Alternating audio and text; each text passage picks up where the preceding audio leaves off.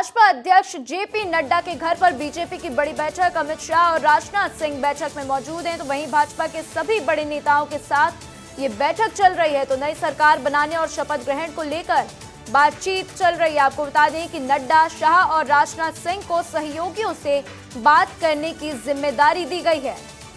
तो इसी बीच ये बड़ी खबर आपको बता रहे हैं कि जेपी नड्डा, अमित शाह और राजनाथ सिंह को सहयोगियों से बात करने की अहम जिम्मेदारी सौंपी गई है।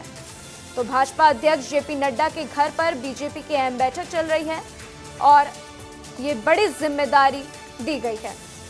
तो आइए इस खबर पर ज्यादा जानकारी के लिए मेरे साथ अमृत जुड़ चुके हैं। अमृत, इस समय जेपी नड्डा के घर पर बड़ी बैठक चल रही है, इसमें नड्डा, शाह और राजनाथ सिंह के सहयोगियों से बात करने की उनको जो है जिम्मेदारी दी गई है। आप उनके घर के बाहर मौजूद हैं, क्या कुछ जानकारी मिल रही है अमृत? जी बिल्कुल, मैं जेपी नड्डा के आवास के ठीक सामने ही मौजूद हूँ और यहाँ पे पूरे मीडिया का जमावड़ा लगा हुआ है। एक एक करके नेता अंदर जा रहे हैं। अभी चूंकि बैठक जो है 2.5 घंटे से ऊपर की हो चुकी है। सबसे पहले बैठक में जो शरीक हुए थे वो जेपी नड्डा, राजनाथ सिंह और उनके साथ गृह मंत्री अमित शाह थे। इन तीनों की एक बैठक हुई। उसके बाद दत्तात्रेय होसबोले भी बैठे थे, बैठक के हिस्सा बने थे।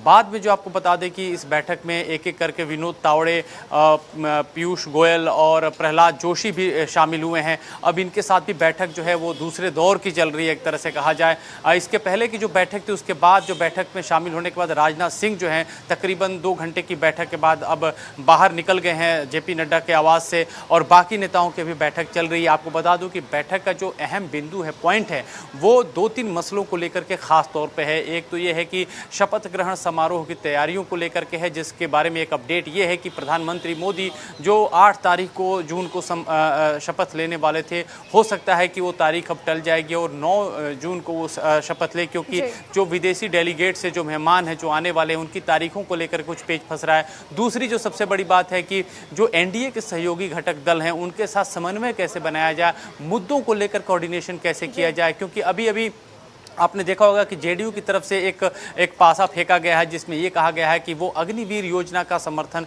नहीं करते, उस पर विचार होना चाहिए। साथ ही साथ यूसीसी यानी कि जो है एक कहा जाए समान नागरिक संहिता को लेकर के भी उन्होंने कहा है कि हमारा पुराना ही स्टैंड है, इस पर व्यापक स्तर पर बातचीत हो।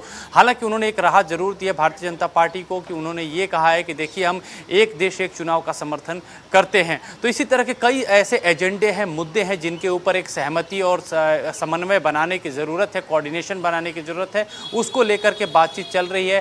साथ ही साथ आपको बता दें कि इन पहलुओं पे बातचीत के अलावा ये भी कोशिश है कि जो मंत्रालयों का बंटवारा होगा वो किस तरह से होगा, जो सहयोगी दल जिसकी डिमांड करें उसको किस हद तक भारतीय जनता पार्टी उसको पूरा करेगी, और जब सरकार बनेगी तो उसको चलाने में क्या क्या जो पेचीदगियां उसको अभी से कम किया, यानी कि लेस फ्रिक्शन वाली सरकार। क्योंकि नरेंद्र मोदी हमेशा से कहते रहे हैं कि उनकी जो सरकार है एक मोस्ट एफिशिएंट गवर्नमेंट बनाने की होती है, बहुत लेंदी गवर्नमेंट बनाने की नहीं होती, यानी कि मंत्रालयों की संख्या ज़्यादा ना हो, कम हो, ठोस हो और काम जो है वो सुचारू रूप से होता रहे, टाइम टू टाइम होता रहे।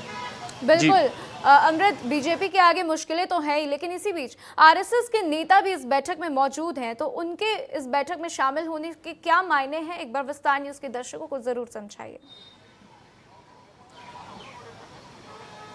देखिए, इस बैठक को लेकर के अभी खास पुष्टि नहीं है, इसको हम जो वाजिब तौर पे नहीं कह सकते कि उनकी मौजूदगी और इन तमाम बैठकों में वो कोई फैसला ले रहे हैं या बैठक में कोई डिसीजन मेकर हैं। ये बात सामने आई है अभी निश्चित तौर पे बतौर विस्तार न्यूज़ हमने उनको अभी अपनी आंखों से नहीं देखा है कि वो वहाँ बैठक में मौजूद थे और क्या क्या उनसे बातचीत हुई है, लेकिन जिन नेताओं के मैंने अभी तक नाम गिनाए हैं वो ज़रूर मौजूद थे भारतीय जनता पार्टी के। हाँ, ये बात है कि आरएसएस का एक जो है कहीं ना कहीं इस मामले को लेकर जो भी एक नीति निर्धारित होती है भारतीय जनता पार्टी की, उनका उसमें एक जो है एक दिशा निर्देश जरूर होता है और उसी को जो है फॉलो करने की जो है कहा जाए कि गाइडलाइंस पे भारतीय जनता पार्टी चलती भी है एक तरह से। तो उसी चीज़ के मद्देनज़र हो सकता है कि इस बैठक का कोई एक मतलब निकाला जाए कि संगठन स्तर पे पार्टी क्या सोचती है, संघ क्या सोचता है, उसको इसमें इम्प्लीमेंट किया जा सके।